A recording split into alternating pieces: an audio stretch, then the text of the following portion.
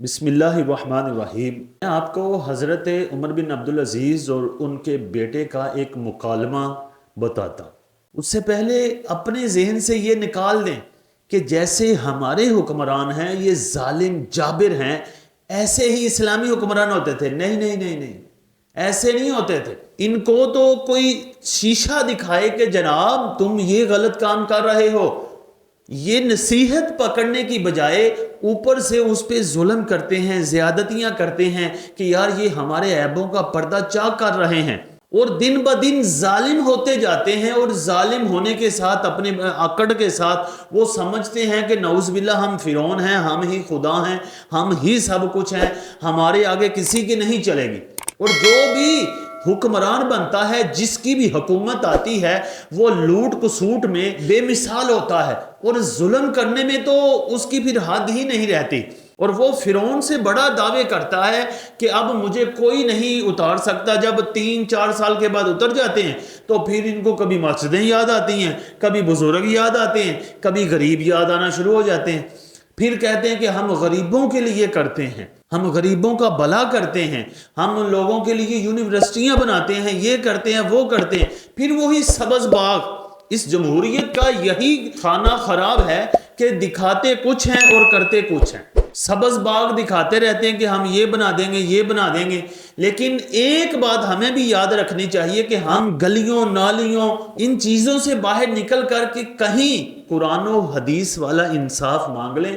تو جو ہمارے حکمران ہیں ان کو تو سب سے چھوٹی سورت الاخلاص بھی نہیں آتی، اور بعض ایسے حکمران ہیں کہ جن کو تو بسم اللہ بھی سیدھی نہیں آتی۔ اب کیا کہا جائے؟ میں آپ کو حضرت عمر بن عبدالعزیز کی بات سنانی تھی کہ حضرت عمر بن عبدالعزیز بادشاہ بنے تو انہوں نے آرڈر جاری کر دیے کہ جس کا حق ہمارے خاندان والوں نے یا حکومت والوں نے لوٹا ہے ان کو واپس کیا جائے۔ کسی کا حق اب بیت المال میں یا شاہی خاندان والوں کے پاس نہ ہو۔ اور بعض دن ایسے آتے تھے کہ آپ رات بھی لوگوں کے حق دلاتے رہتے تھے، ظلم ختم کرتے رہتے تھے، دوپہر کو بھی آرام کا ٹائم نہیں ملتا تھا۔ ایک دن آپ دوپہر کے وقت سونے لگے تو آپ کے بیٹے آئے، انہوں نے کہا اے ابا جان آپ کیا کرنے لگے ہیں؟ تو حضرت عمر بن عبدالعزیز نے فرمایا کہ میں ساری رات سویا نہیں، اب میں چاہتا ہوں کچھ دیر کے لیے آرام کر لوں، اپنے آپ کو تھوڑی سی استراحت دے لوں تاکہ پھر ظہر کے بعد اٹھوں اور لوگوں کے لیے انصاف کا میزان قائم کروں۔ تو آپ کے بیٹے نے کہا ابا جان آپ کے پاس کون سا پروانہ ہے کہ آپ ظہر کے بعد اٹھیں گے؟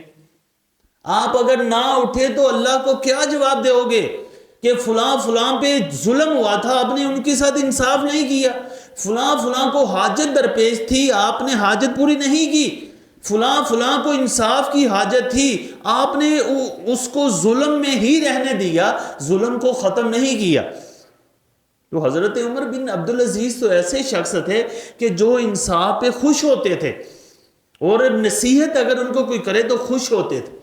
اور پھر آپ نے خوشی کے ساتھ اللہ کی بارگاہ میں شکریہ ادا کیا کہ اے اللہ تیرا شکر ہے، تیری حمد ہے کہ تو نے مجھے ایسی اولاد دی کہ اگر میں ٹیڑھا ہوں تو یہ سیدھا کر دے گی، اگر میں غلط ہو جاؤں تو مجھے سیدھے راہ کی نصیحت کرے گی۔ اللہ تعالیٰ سب کو ایسے دوست احباب اور اولاد عطا کرے، اور حکمرانوں کو معاون ایسے مل جائیں جو ان کو شیشہ دکھائیں، سیدھے راستے پہ لگائیں، نہ کہ چاپلوسیاں کر کے اپنی وہ جائیدادیں بناتے رہتے ہیں۔